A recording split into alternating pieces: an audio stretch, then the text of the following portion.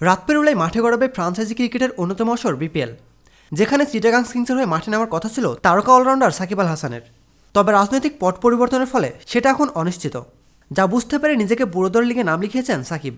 সাবেক ক্রিকেটারদের নিয়ে আয়োজিত লিজেন্ডস ক্রিকেট ট্রফির দল দুবাই জায়ান্টসে নাম লিখিয়েছেন সাকিব, যা ফেসবুক পেজে পোস্ট দিয়ে নিশ্চিত করেছে ফ্রাঞ্চাইজিটি। সাবেকদের এই লিগে জয়েন করে আরও একটি বিষয় পরিষ্কার হচ্ছে, আর সেটা হচ্ছে সাকিব আল হাসান হয়তো ধরে নিয়েছেন তার আন্তর্জাতিক ক্যারিয়ার প্রায় শেষ। সাকিবের দল সবশেষ আসরের চ্যাম্পিয়ন। ওই দলে আছেন শ্রীলঙ্কার সাবেক অলরাউন্ডার থিসারা প্যারারাও। এছাড়াও খেলছেন হরভজন সিং, স্যামুয়েল বাদ্রির মতো সাবেক তারকারা। যদিও আসন্ন এলসিটি আসরের সূচি এখনও চূড়ান্ত হয়নি, তবে বিপিএলের শেষের দিকে এই আসর শুরু হওয়ার কথা রয়েছে। আগামীকাল পর্দা উঠবে 2025 সালের বিপিএলের আসরের। একাদশে এই আসর চলবে আগামী 7 ফেব্রুয়ারি পর্যন্ত।